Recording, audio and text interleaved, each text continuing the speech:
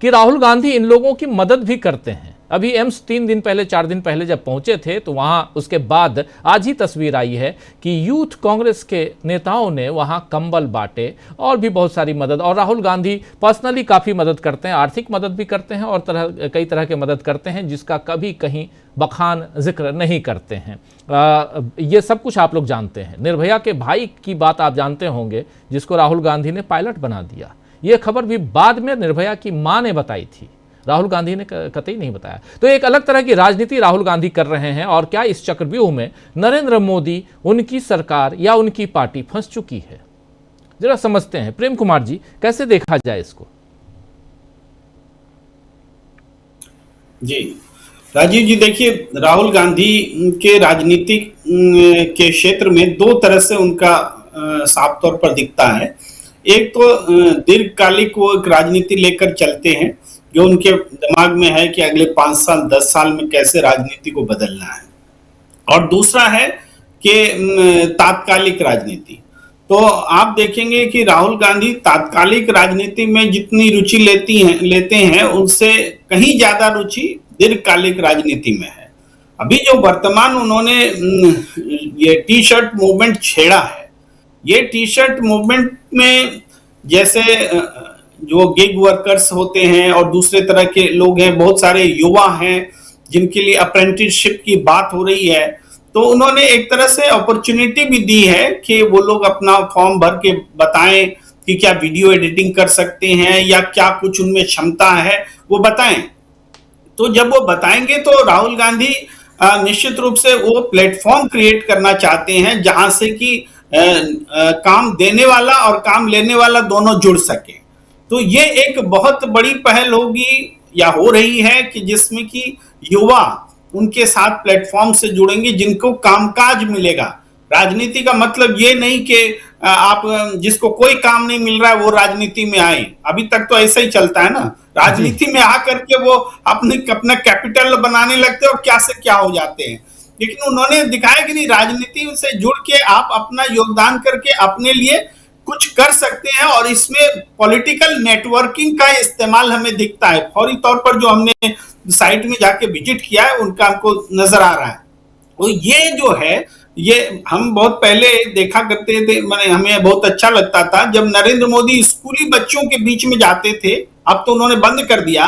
तो उन स्कूली बच्चों ने जब बड़े होकर के उन्होंने जो भी गलत रास्ते दिखाए हैं अब तक, वो उसका प्रभाव पड़ा उन पर।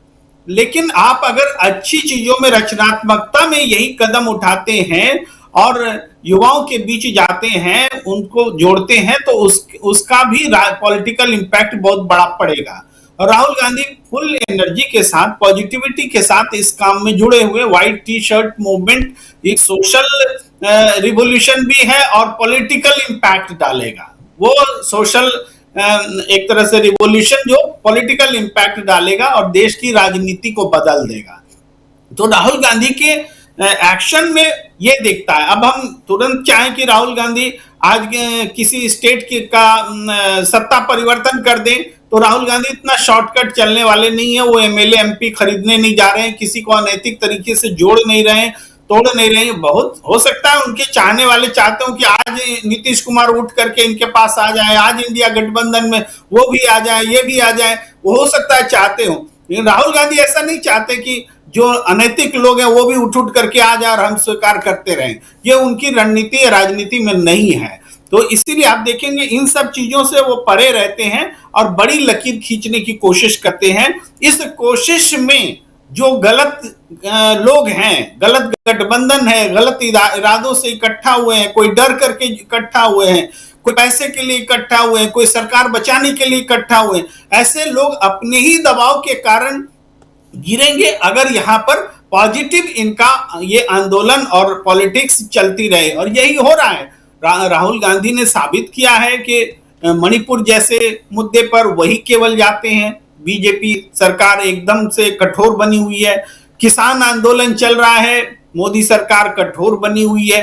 अब डल्लेवाल जी की जो हालत है भाई, 55 दिन 54 दिन हो चुके, 55 दिन हो चुके हैं, मल्टी ऑर्गन फेल्योर है और अभी एग्रीकल्चर मिनिस्टर की ओर से व्यक्ति जाता है, उनसे मिलता है, हाई लेवल है कमिटी, लेकिन क्या कहता है?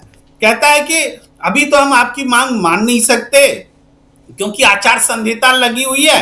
तो 14 फरवरी की 15 फरवरी में जाकर के, या और भी शायद फरवरी का डेट मैं भूल रहा हूं, 16-17 फरवरी को वो डेट देते हैं कि तब हम बात करेंगे। अब बताइए, डल्लेवाल जी जो अनशन पे कह रहे हैं कि जब तक मेरी मांग नहीं पूरी होगी तब तक हम अनशन तोड़ेंगे नहीं, तो आज से आगे 1 महीना और वो जिंदा रहेंगे क्या? तो आप क्या उनकी लाश के साथ में बातचीत करिएगा? इनसे इससे ज्यादा ये क्या हो सकती है बुरी बात? आचार संहिता क्या होता है? एक एप्लीकेशन डालिए चुनाव आयोग को, एक एप्लीकेशन डालिए सुप्रीम कोर्ट को। आप सरकार है, पॉलिटिकल पार्टी की मीटिंग बुलाइए कि ये जरूरी है काम करना, आचार संहिता को अलग रखेंगे, हम ये काम करेंगे। थोड़ा आगे आ जाइए, थोड़ा आगे आइए जी, आवाज आपकी कट रही जी। अनशन तोड़वाएंगे और उनकी मांग मानेंगे, ये बोलने में आचार संहिता आड़े आती है कि आप सत्ता है, आपके लिए चुनाव आयोग से बात करना कितना मिनट का समय है लगता है। लेकिन वो एक तरह से हम बात करने भी आ रहे हैं और उनको मौत के मुंह में धकेलेंगे भी। वही भाव, मेरे लिए आंदोलन कर रहे हैं क्या, मेरे लिए मर रहे हैं क्या, वही भाव इसमें भी नजर आता है। तो इस क्रूरता का, एक तरफ ये क्रूर राजनीति चल रही है और दूसरी तरफ एक बहुत पॉजिटिव राजनीति राहुल गांधी कर रहे हैं। तो इसके बीच में जब तुलना होगी तो निश्चित रूप से गलत तरीके से इकट्ठा हुए राजनीतिक लोग उनके साथ दरकेंगे, बिखरेंगे और ये सरकार अपनी वजन से ही, अपने बुरे कामों के वजन से ही गिर जाएगी। राहुल गांधी को कोई प्रयास करने की जरूरत नहीं है, उनको अपने काम पर डटे रहने की जरूरत है।